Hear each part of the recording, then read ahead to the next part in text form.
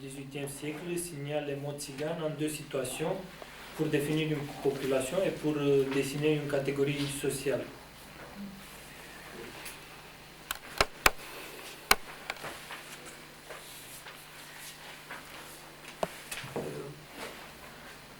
L'historiographie roumaine accepte le fait que l'institution de l'esclavage a été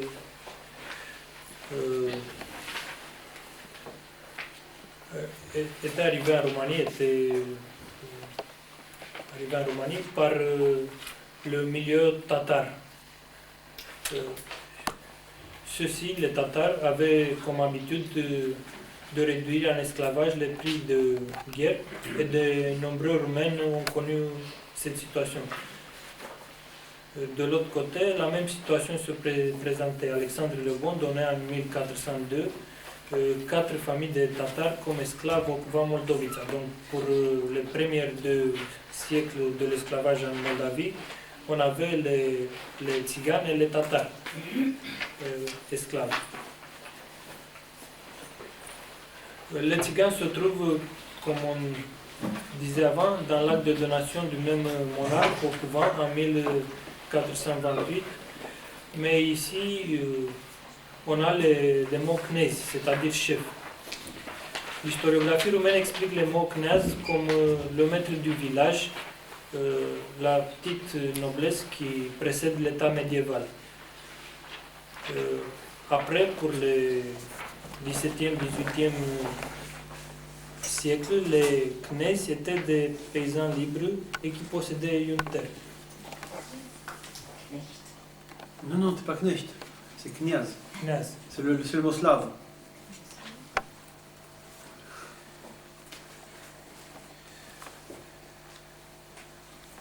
Si on accepte que les Roms du Moldavie sont venus du sud du Danube via la Muntenie, et nous avons des documents qui nous montrent ces réalités pour les 15e jusqu'au 19e siècle, résulte leur statut initial libre en Muntenie. Donc la direction de migration c'était toujours du sud vers le nord. Et en Muntenie, on a le premier document de 1385. En Moldavie, c'est la partie orange. On a le document de 1414, 1420, 1428. Donc,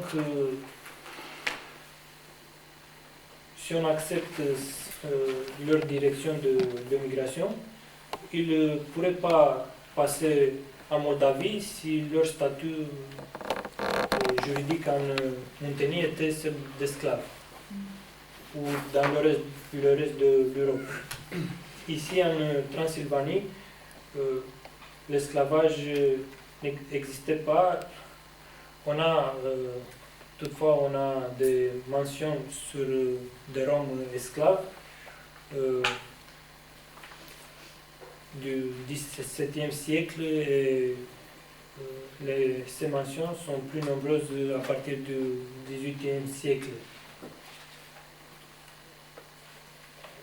Ils sont plutôt des prix de guerre, ils ont été des guerres entre les 2 pays, les 3 pays, et la noblesse, les nobles de Transylvanie qui ont des prix de guerre comme des Tziganes, ils ont gardé leur statut juridique, celle d'esclaves. Les Tziganes n'ont pas été libérés en Transylvanie.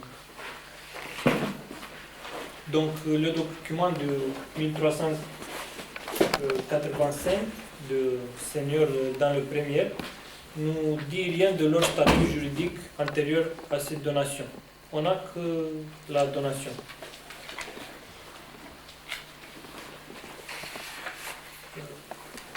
Et en Moldavie, on a les mots knéz devant les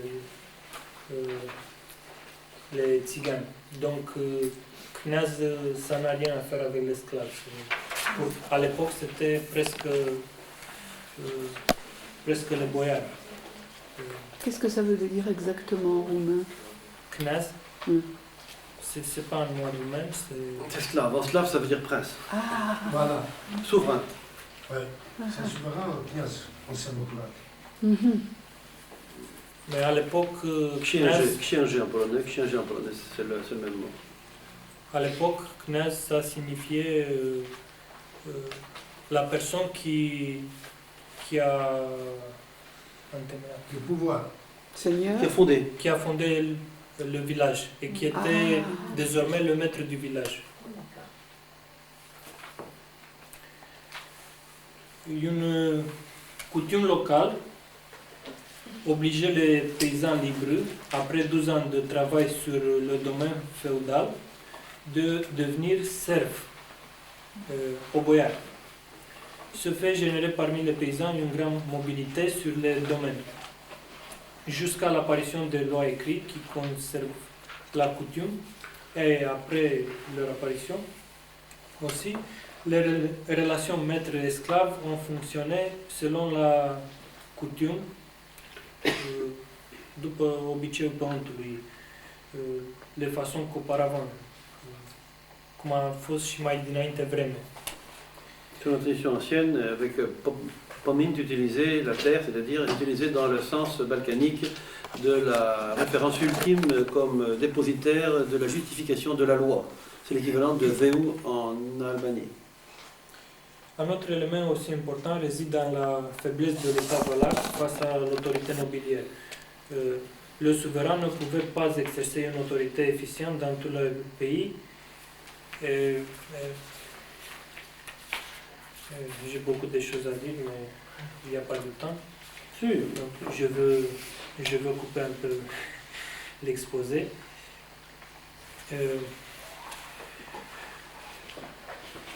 Nous ne croyons pas faire une erreur quand nous considérons que pendant leur migration des Balkans au nord du Danube, les Roms étaient libres, mais peu à peu la classe dominante les a réduits par la force en esclavage. C'est le modèle selon lequel les villages et les communautés des villages libres de Muntenie et de Moldavie furent asservis. Les paysans deviennent serfs et l'élément étranger, tatar ou rom, tzigane, fut réduit en esclavage. Cette situation devient d'autant plus possible quand on mesure le caractère paisible de ce nouveau venu, très différent de la nature guerrière des anciens nomades. Davantage, les Roumains considéraient les Tziganes comme des païens, comme des personnes inférieures. Et l'Église orthodoxe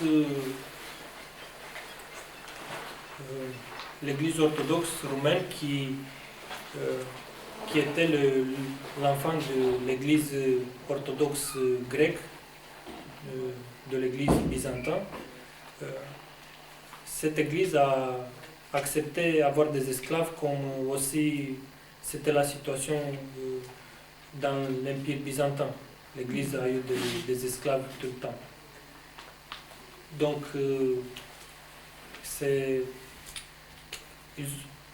ils ont pensé, voilà, les Tziganes sont des païens. On ne peut pas avoir des esclaves chrétiens, mais pour les païens, ça n'a rien à faire.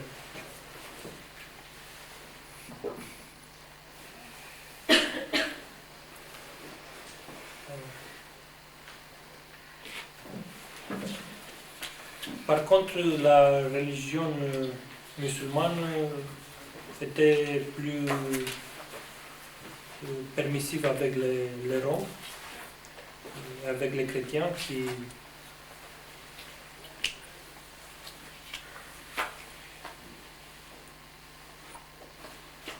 la pénétration continue des Roms au nord du Danube jusqu'au XIXe siècle.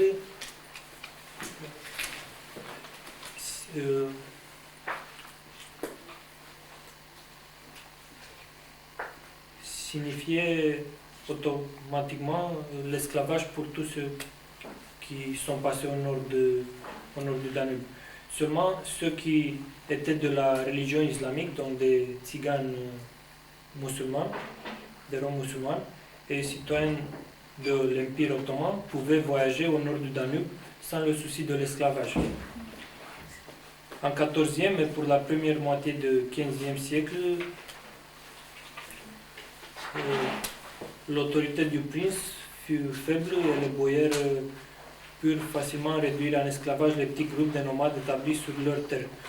Plus tard, le prince ne peut que confirmer l'état des choses et en vertu du dominium eminens, le droit de possession supérieure de tout ce qui se trouve dans le pays, les personnes et les biens, il va disposer de ces rangs établis dans le principat selon sa bonne foi.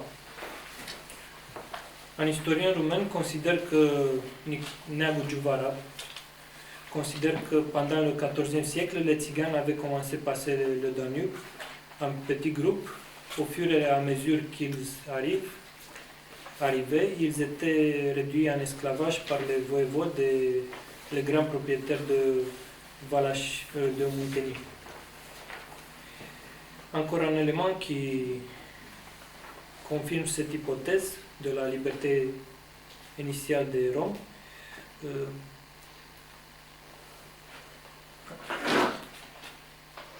En particulier, les Roms nomades ont bénéficié pendant tout leur esclavage d'une série de libertés accordées par leurs propriétaires. On mentionne ici la liberté de mouvement à l'intérieur du pays et aussi dans les pays voisins. Parce que les nomades, ils ont payé seulement un impôt annuel à leur maître. Après ça, ils pouvaient errer sans problème. Et deuxième chose, l'autonomie judiciaire interne. Dans des cas, toutes sortes de cas, c'était le chef du groupe, de communauté qui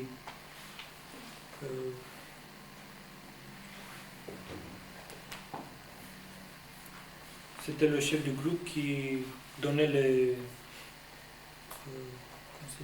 Qui rendait la justice. Avec la Romani Christ. ouais, c'est la Romani Christ. Donc seulement dans des cas dans des problèmes avec d'autres voisins qui ne sont pas roms, l'autorité de l'État intervient. Dans des cas internes, c'est le chef rom qui intervient et qui met les choses sur leur chemin. Si vous avez des questions. Oui. À partir de quelle époque les Tziganes ont-ils été baptisés et considérés comme des chrétiens? Mais en fait, Si le les fait choses d'être sont chrétien pas baptisé très esclave claires. avait un lien, c'est intéressant. les choses ne sont pas très claires. Les documents juridiques, les règlements organiques de 1831, par exemple, disent qu'il faut aller parmi les Roms, il faut leur donner la bonne foi, la bonne religion, il faut les demander à baptiser leurs enfants. Donc jusqu'au milieu du 19e, les choses ont été pas Clair. claires. Il y a En même temps, la loi, c'est une loi contre les mariages mixtes entre les Tziganes et les Roumains. Donc, il n'était pas permis aux prêtres de célébrer le mariage dans l'église. Donc, les choses existaient, les mariages à l'église, à l'intérieur de l'église existaient auparavant. d'une assimilation de tziganes et païens pendant très longtemps. En tout cas, en 1600, on a encore des gens qui écrivent par leur main qui ne veulent pas, ils veulent être voisins des Moldaves comme ils l'ont toujours été, mais ne pas être voisins des tziganes et des païens. C'est des Polonais qui écrivent ça. Je dirais dans quel contexte. Sinon, il y a aussi vers 1760 à 80, il y a une offensive de l'Église orthodoxe pour convertir les Roms. Et à partir de leur conversion, est-ce que ça impliquait une libération? Est-ce qu'ils restaient Absolument. esclaves et chrétiens? Ils- Donc il y a un paradoxe là. Pourquoi? Parce qu'au départ, on disait ils peuvent être esclaves parce qu'ils sont pas, ce sont des païens. Oui, mais comment Et puis l'approuver? là, C'est l'époque où on On est écrit. païen, on devient esclave, on devient chrétien, on reste esclave. Voilà. Et voilà. Claire? La chrétienté est célèbre pour cette question, ma chère. Voir qu'ont fait les Indiens d'Amérique. Mais c'est- C'est un. Mais c'était pas le sens de mon intervention. Mais c'est intéressant de le dire. Oui, oui. Non, mais sur quelles sources vous avez travaillé? Sur les sources d'archives, Mais quelles là? D'accord.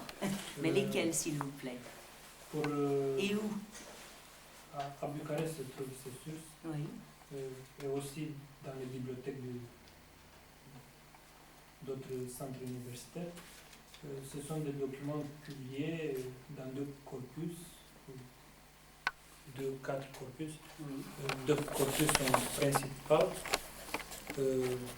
Documenta Romaniei Historica et documente privind istoria României, qui, depuis les premiers documents gardés par les archives roumaines jusqu'au milieu du XVIIe, on a les corpus et après ça on a des documents publiés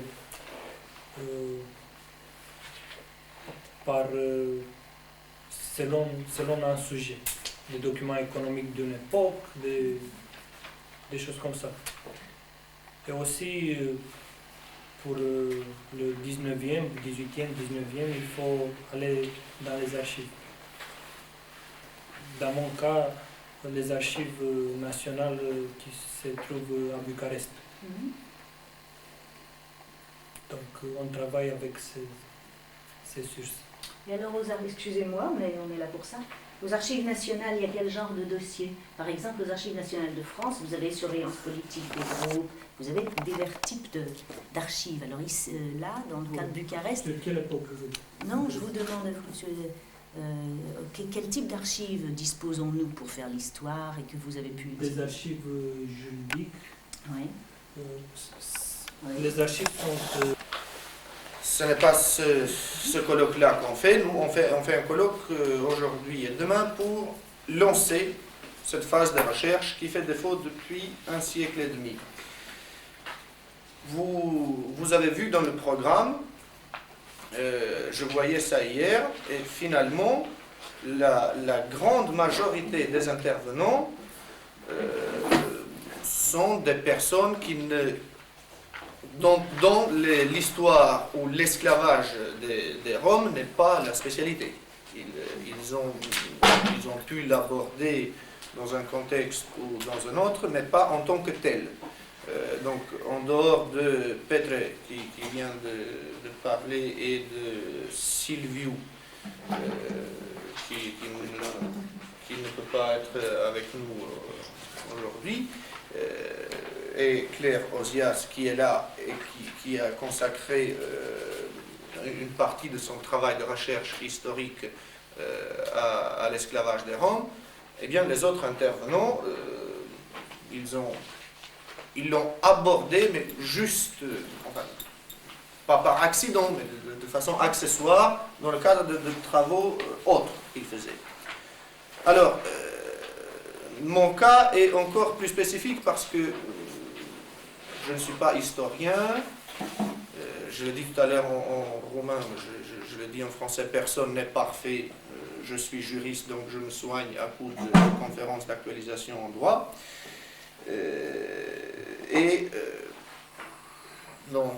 Dans le droit français, même dans le droit international enseigné en France, ça ne fait pas partie du programme, l'esclavage des Roms. Alors, C'est pourquoi j'ai essayé de faire appel à des éléments existants qui ont été ressortis par les historiens pour faire une analyse un peu juridique du phénomène. Et j'ai eu des difficultés parce que le roumain, je le parle très peu, en tout cas pas suffisamment pour travailler sur des ouvrages sérieux et scientifiques. Bon, donc j'ai fait ce que j'ai pu faire, mais même si, tout en ne maîtrisant pas tout à fait le roumain, je me suis rendu compte, en fait, de ce malaise qu'il y a à parler de l'esclavage des Roms. Petre a parlé tout à l'heure du moment de l'esclavage, du moment de l'arrivée des Roms dans les principautés roumaines. On sent, en fait, pas chez Petre, mais dans des livres d'histoire que j'ai lus, on sent ce malaise-là, comme si un historien roumain qui a aujourd'hui, je sais pas, une quarantaine d'années, il se sentait coupable lui-même de ce qu'ont pu faire les Romains il y a de cela 5 siècles. Même plus, parce qu'on parle là du début du XIVe siècle, voire même d'un peu avant, et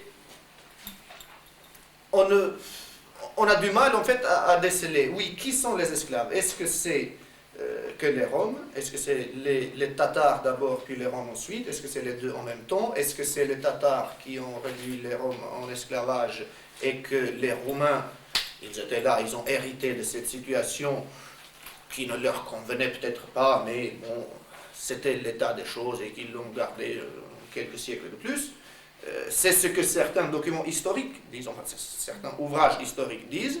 Les Tatars ont mis les Roms en esclavage, puis il y a une domination tatare qui va de 1241 jusqu'au milieu du XIVe siècle, avec deux dates différentes pour chacune des principautés dont on parle aujourd'hui. Bon, donc, il y a un héritage tatar. Est-ce que l'esclavage des Roms fait partie de cet héritage tatar qui aurait pesé si lourd dans la conscience des principautés roumaines? Je ne le crois pas. Bon, l'histoire est une discipline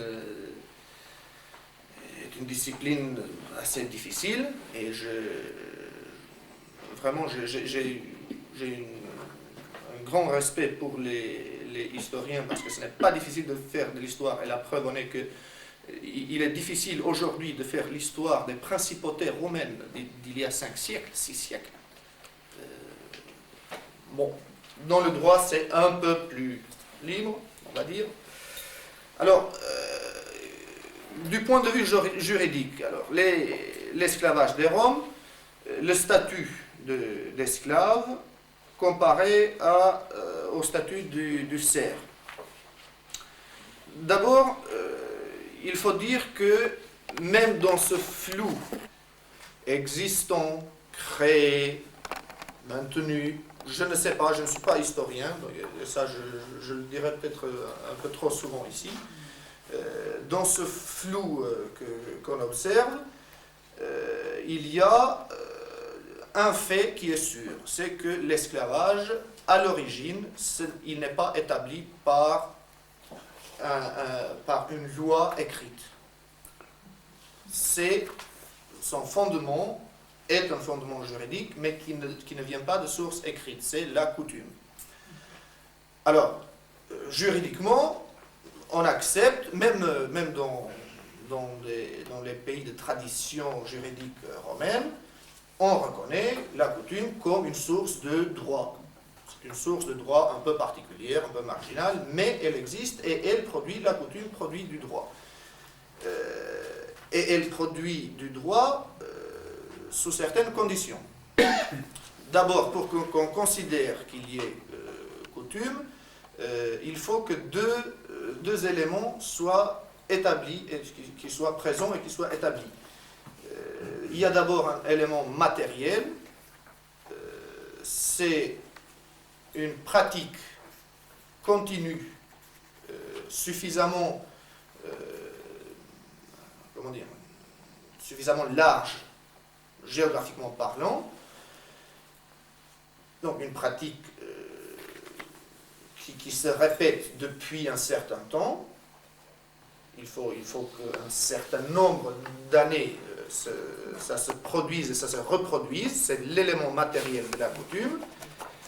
Et en plus, il faut aussi un élément qu'on appelle un élément moral, ou l'opinion juris, qui est la croyance en le caractère obligatoire de cette règle coutumière qui sert de base à la pratique. Par exemple, là en l'occurrence, les Roms sont esclaves, enfin les Tziganes, on dit à l'époque, sont esclaves, ils appartiennent à tel ou tel maître.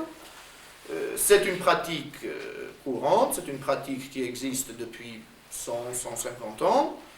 On la voit partout, elle n'a jamais été remise en cause, et donc on croit que effectivement c'est l'état normal des choses et qu'il y a une règle qui impose ce statut-là pour cette catégorie-là de personnes.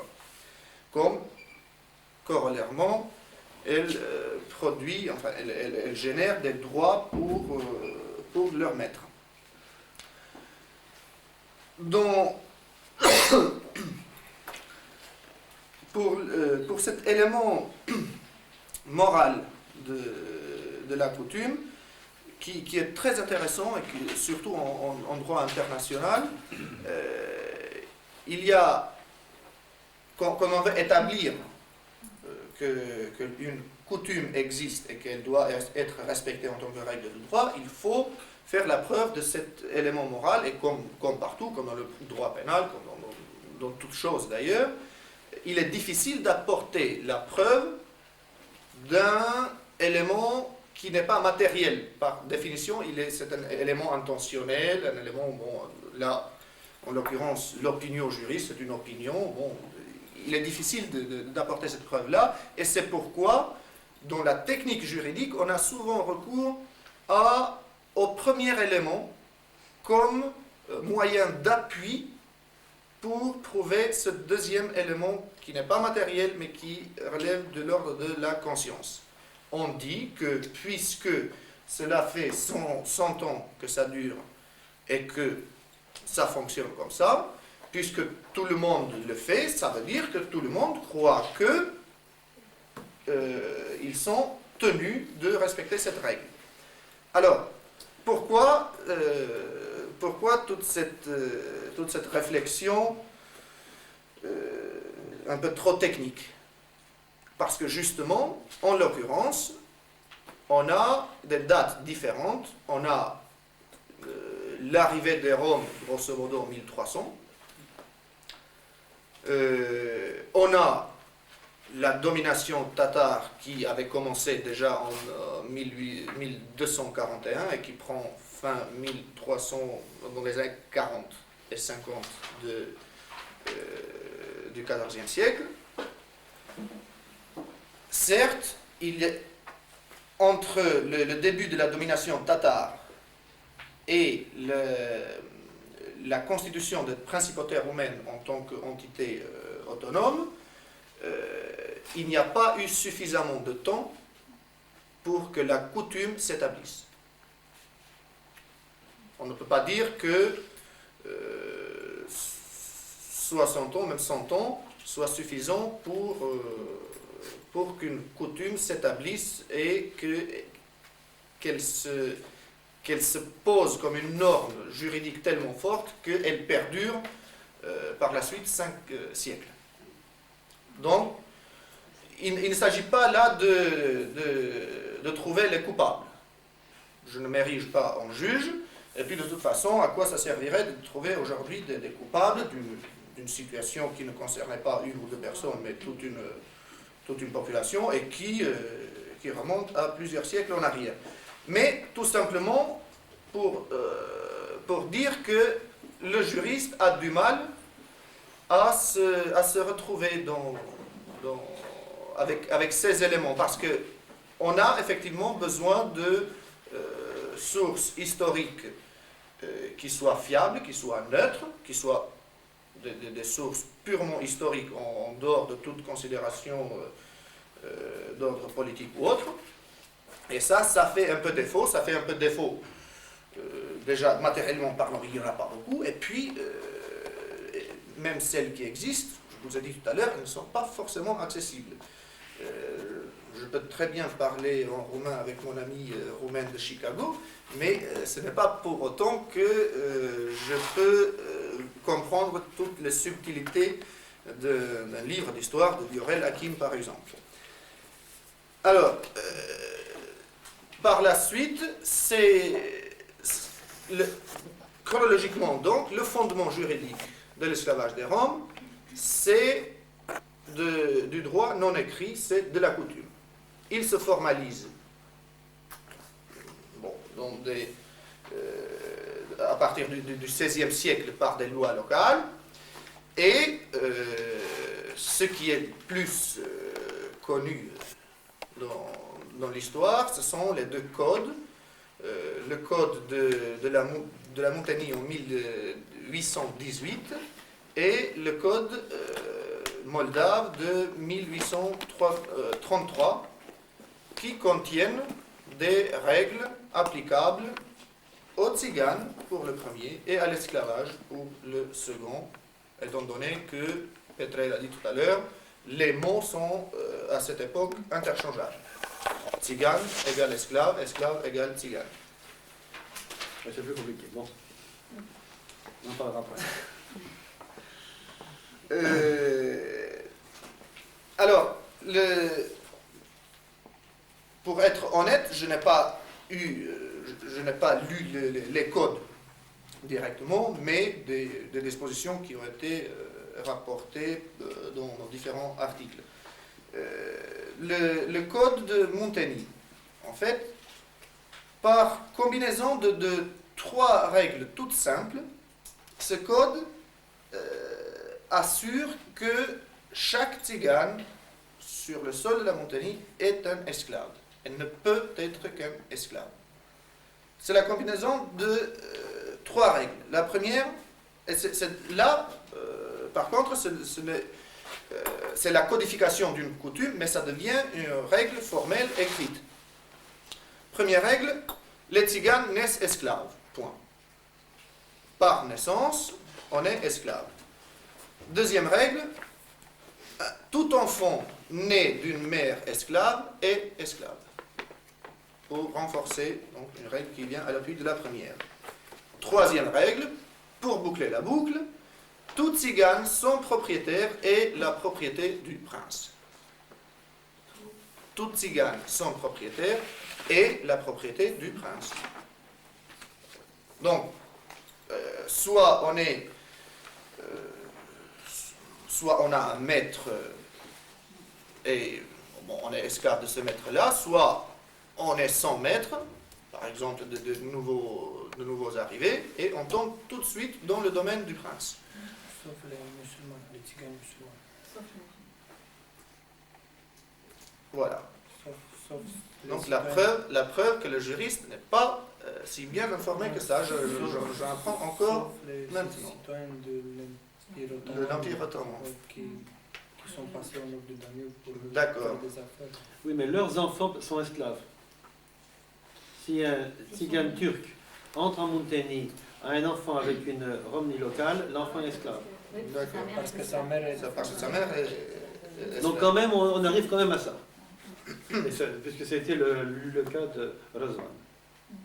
Oui, mais le cas de Razvan, on va parler.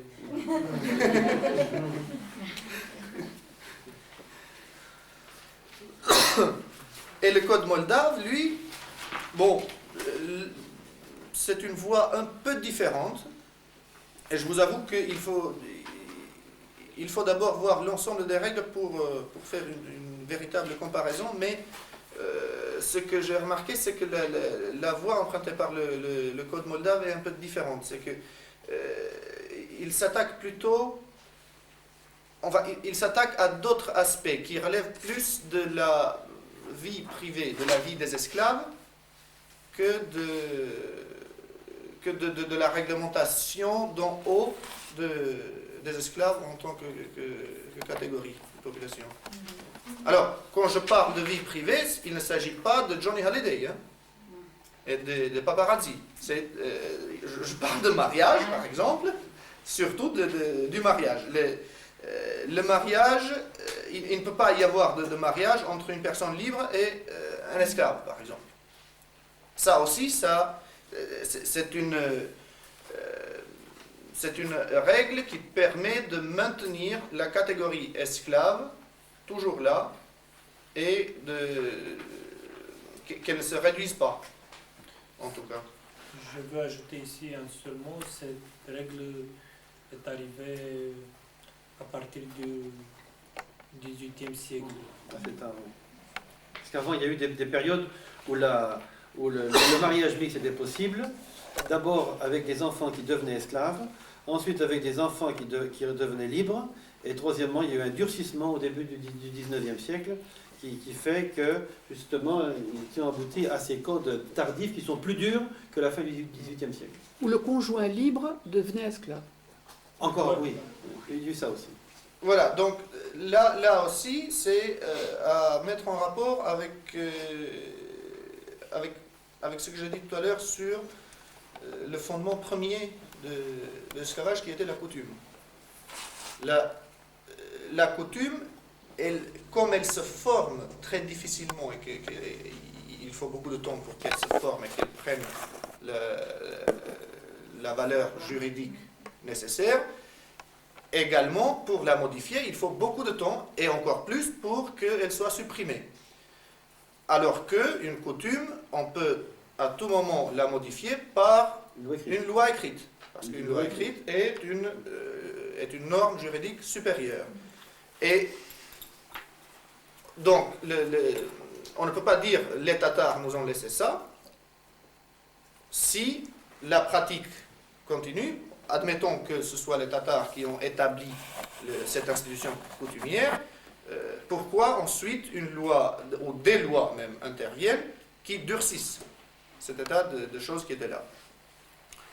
Mais encore une fois, il ne s'agit pas d'établir des responsabilités. Juste que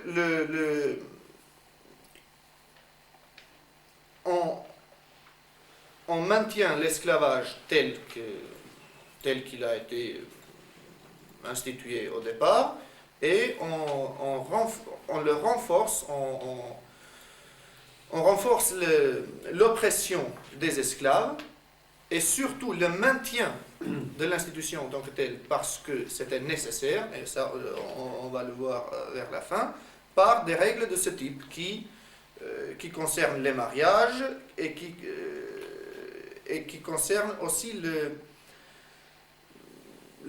le droit de propriété sur les esclaves, dans le code de Montagny, qui fait que tout tzigane est esclave, sauf exception, ce qu'on vient d'apprendre avec des Roms qui venaient de l'Empire ottoman, mais qui, dans la pratique, je suppose, ça a dû être assez rare.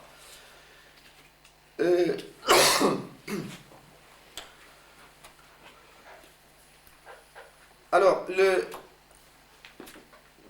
venons au statut d'esclave par rapport au statut de serf. C'est une question, elle aussi, qui gêne, qui dérange, qui logiquement ne devrait pas, parce qu'une fois de plus, c'est de l'histoire, mais ça gêne encore, et il y a des gens qui disent « Oh, ben, vous savez, de toute façon, à l'époque, tout le monde était un peu pareil, serf ou esclave, c'était un peu la même chose. » Là, c'est le juriste, un peu limité, qui dit non. Il dit non parce que un esclave, ce n'est pas une personne, alors qu'un serf, c'est une personne. Un esclave, ce n'est pas un sujet de droit, c'est un bien sur lequel le maître a un droit de propriété qui est direct et qui est complet, qui est un droit de propriété parfait avec l'usus, le fructus, l'abusus. Le maître fait usage de son esclave et il en tire les fruits, puis il l'aliène, il le vend, il le loue, il le donne, comme il fait avec un bien. Alors, du côté des serfs, ce n'est pas la même chose dans la mesure... Et les biens de l'esclave sont les biens du maître. C'est-à-dire que la volaille de l'esclave appartient au maître. Voilà. Pas tout le temps. En tant que il n'est pas sujet de droit. Ça, c'est le point fondamental. Ça paraît comme ça, comme quelque chose de théorique, mais ce n'est pas si théorique que ça, et ça a des implications très, très pratiques. Le cerf, lui, il est attaché à la terre. Et c'est par l'intermédiaire de la terre qu'il a un lien juridique avec le propriétaire de la terre, et pas son propriétaire à lui. Le seigneur possède la terre, il a des droits sur la terre, et le cerf fait partie de ce fonds agricole, on va dire, pour faire simple. Mais, C'est le terme chef d'églier. Chef d'églier, c'est-à-dire chef de la glèbe. C'est exactement la même expression. voilà. Là,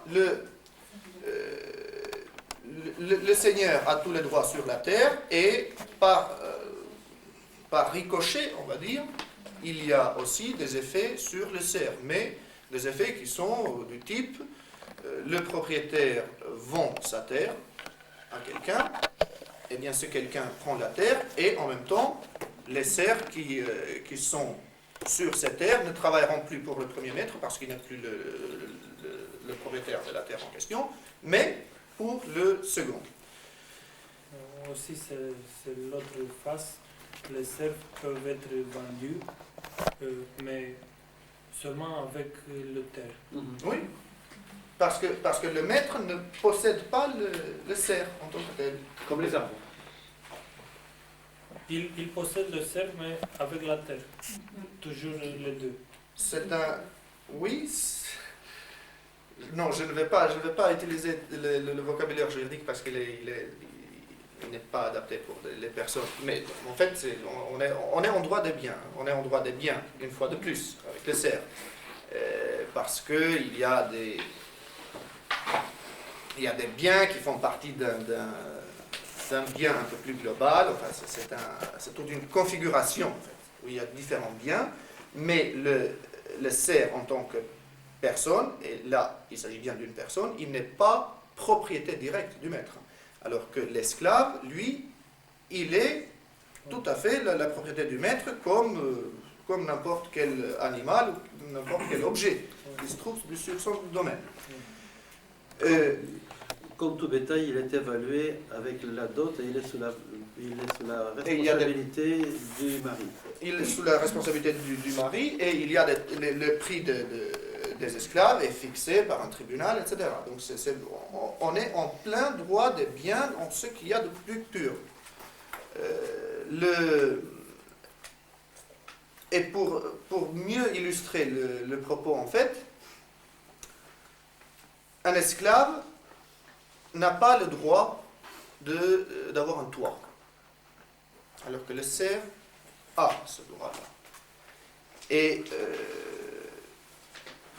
c'est un point qui est intéressant là aussi sur deux aspects. Le premier, c'est que il existe une exception pour les femmes esclaves enceintes.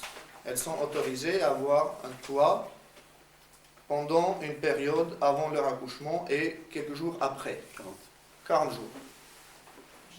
Ce n'est pas une exception à la règle, et ce n'est pas pour autant que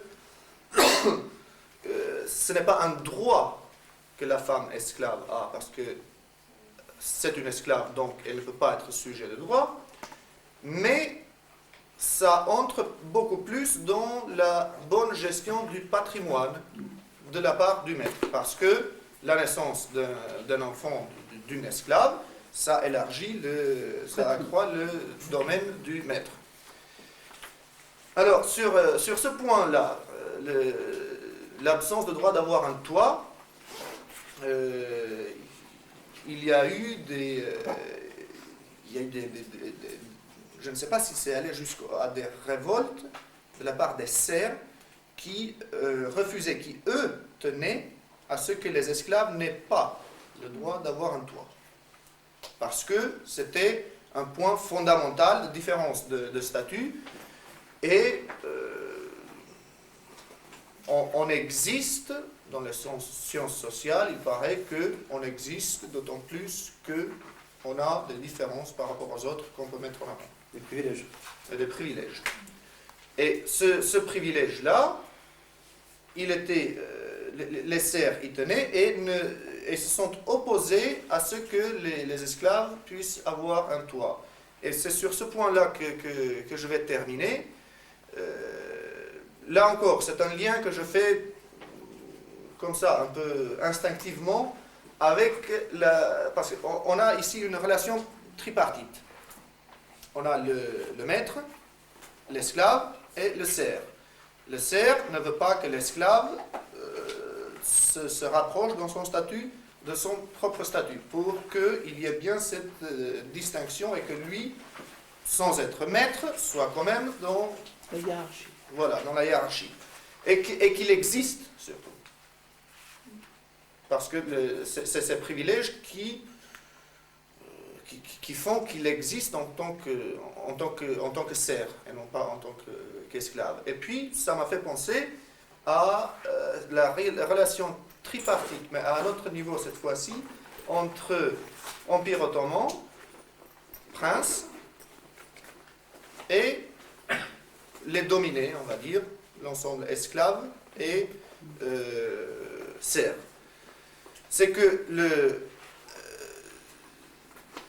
je pense, mais c'est juste, on est là pour lancer des pistes, donc peut-être ce serait une piste à suivre, que de voir l'influence qu'a eu la domination extérieure sur les seigneurs locaux, sur les princes locaux, dans leur politique et dans leur comportement vis-à-vis des esclaves et des serfs.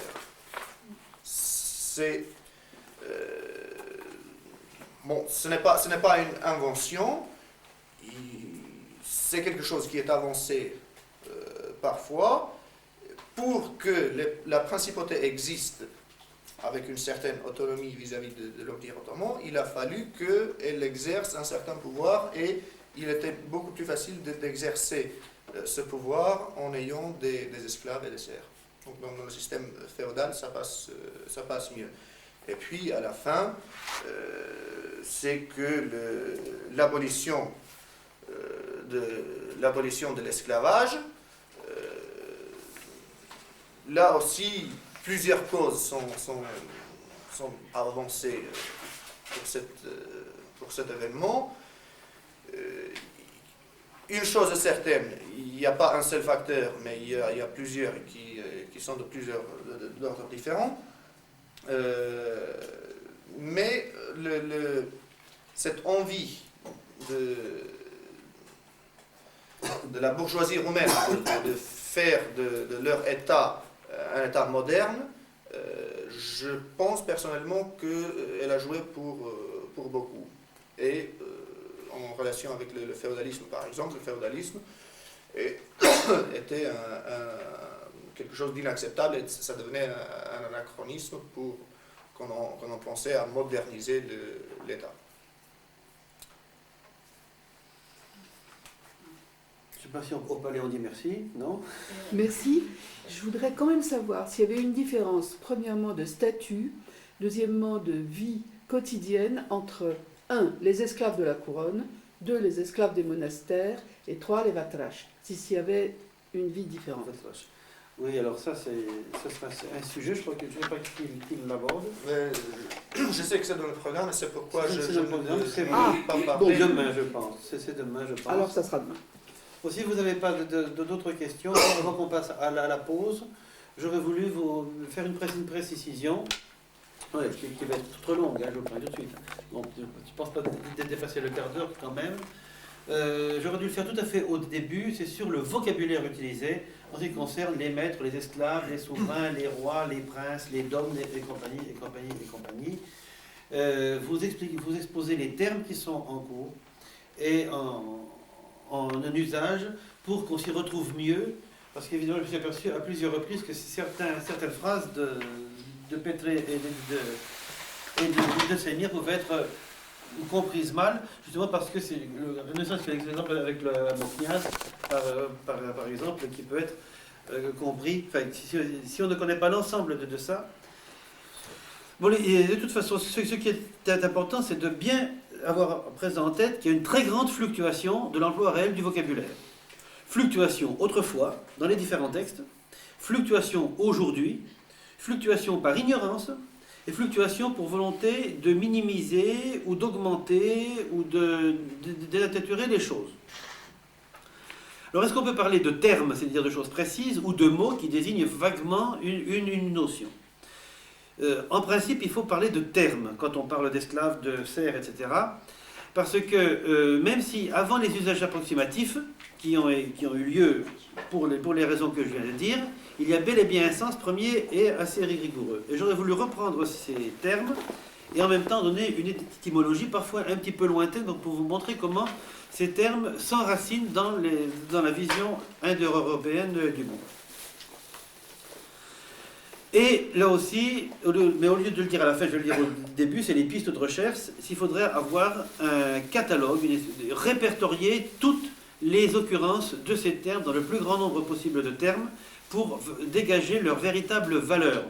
Non pas par une sorte de moyenne arithmétique en disant tel mot veut dire 40 fois ça et 3 fois ça, donc ça veut dire ce qui dit 40 fois, c'est pas ça. Il y a une filiation des sens et il faut comprendre la filiation des sens. Comprendre un terme.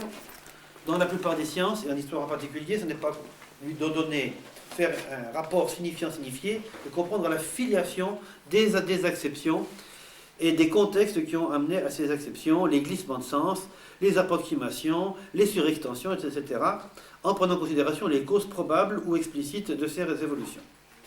Deuxièmement, il faut absolument noter la chronologie d'apparition. Alors, pour une bonne partie, Matei Kazaku l'a fait, mais on n'en a pas ici sur place.